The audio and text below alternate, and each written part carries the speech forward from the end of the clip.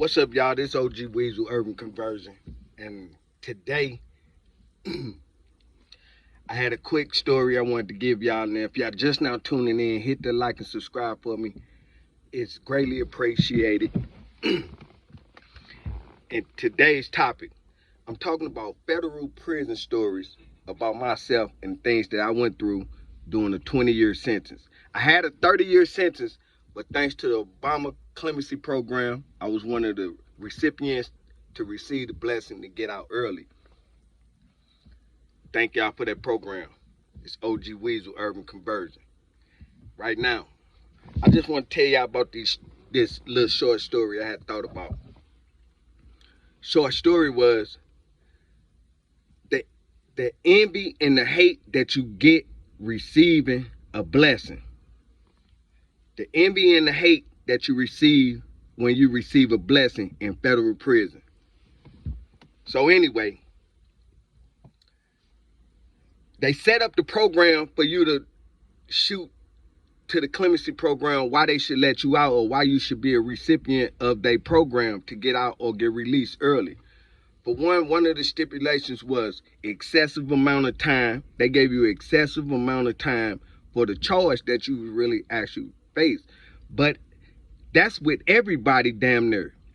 If you don't have a gun charge or something like that, something that they can cap off, like gun, the maximum, if it's strenuous, you're going to get 15 years. Plead guilty to the 15 years. And that's for a gun, ammunition, or a bullet, or anything like that.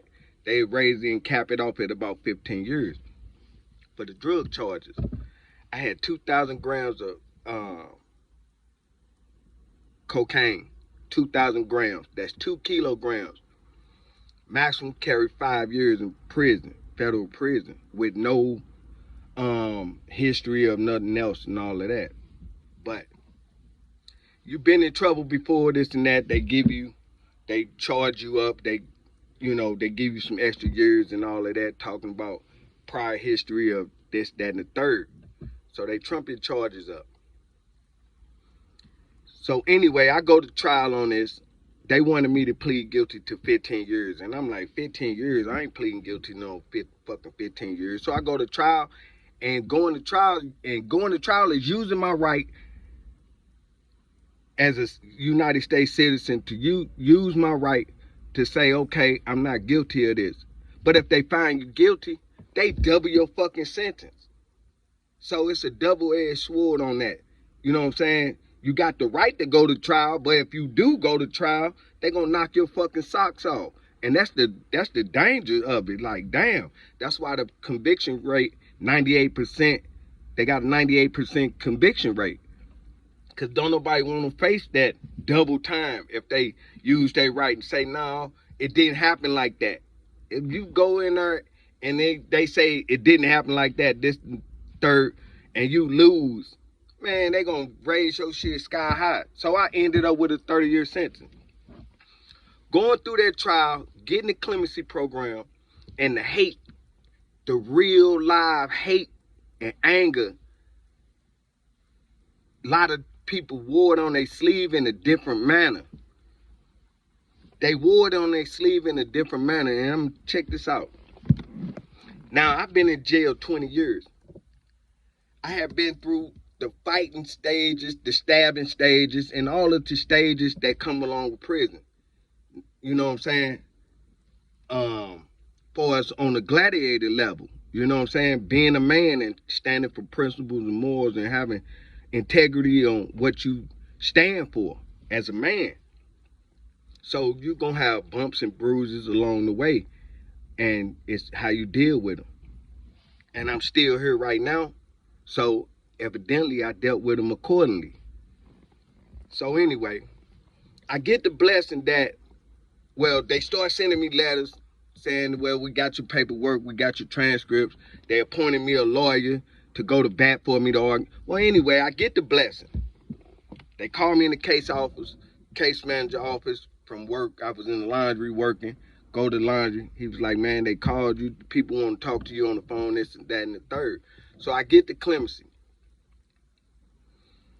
And now I'm at a low facility when I get the clemency. But when they call me from laundry, I know really, I'm like, they ain't calling me because I've been like a model inmate at this time because I ain't moving around, and whatever I do it solo. So it ain't, at this point in time in my life, I ain't kind of calmed down. But I still have traits and things that I do a certain kind of way. So going into the case manager office, people gonna want to know what you going in there for and all of that. But before that, that's just my mindset of being in prison so long and institutionalized. So I take one of my coworkers from laundry with me, like, come on, go down here with me. You know what I'm saying? And then the ladies was like, nah, he can't go down there. The supervisor at the laundry, she's like, nah, he can't go with you. You gotta get somebody in your unit that's down there. So I see a dude on the phone. He just hung up the phone. I'm like, hey man, come in here with me right quick. So I come in. He was like, hey, step out. I was like, nah, I've told him to come in here. So then he thought about it. Like, oh yeah, this a convict ass motherfucker. So we ain't gonna trip with him. All right, sit down there. Boom. He's like, Carmack, I want to tell you some things, this and that. It's like some people want to talk to you on the phone, this and that, about this clemency stuff. Get on the phone. They tell me I get granted the clemency thing. So when I come out the office, a lot of motherfuckers like, damn, St. Louis, what they wanted this? I was like, man, they gave me the clemency, man, this and that. So as a couple weeks go past and shit like that, right, it spread throughout the jail. So a few dudes was coming to me like, damn, man, how the fuck you get clemency? Like, not like on an aggressive note, but like, damn, nigga, you, nigga, we know your mentality. We know what type of mentality you is. We know how you would get down if an altercation happened or something like that. But they gave it to you. Man, I ain't had no shot in 18 years, 17 years. I ain't got in trouble in 17 years, 12, 14 years. Nah, I was getting incidents reports started. I had told the lieutenant, fuck you, when he came in the common area one day to cut the TVs off, talking shit. And motherfuckers tucked their tail. He was talking shit like we was some 8-year-olds. You motherfuckers, woo, woo. Y'all sitting up here smoking in the bathroom and this and that and this. Take these TVs. Don't cut them talking to us like this and that. And he was saying something as if, but everybody standing around by their cubicles and shit, by their doors, just ain't saying nothing like shit, this and that. But he had talked to us so motherfucking bad.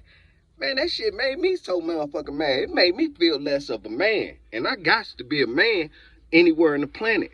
So man, fuck you. He like, who said, man, fuck you?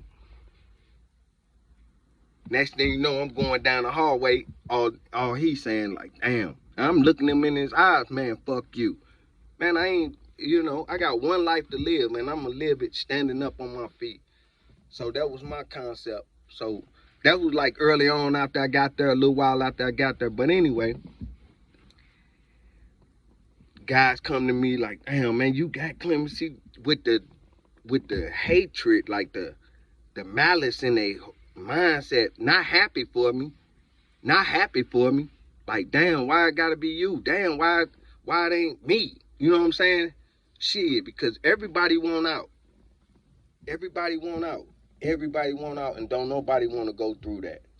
So just hearing the malice in people's hearts and mindsets when I received clemency, man, really made me realize, like, man, this ain't the crab bucket that I want to be in life. So I ain't trying to make no bad decisions to land back in federal prison, man, because you think the love is real, but the love ain't real in federal prison. Ain't no guns, ain't no knives, it's some knives, but ain't no guns, how y'all handle certain things on the street. So when you know about the malice and anger people have for you, and it should be them, it's really that. That's what they believe in. I'm totally opposite. I'm genuinely loving that people beat the feds, go home early, do their time, go to the street. I love that.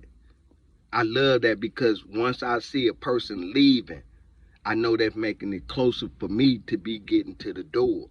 Because they can't keep all of us. Sometimes somebody got to get out. And that was my thing. But I understood, like even in the USPs, you don't tell nobody when you transferring to a lower facility because motherfuckers will stab you because they don't want you to lead her. And that goes for getting out of prison as well. This OG Weasel, these real life stories that I'm telling you, man, the hate that I got getting clemency, man, was unheard of, man. But I won't be going back. This OG Weasel urban conversion, and these are the thoughts of my mind. OG Weasel.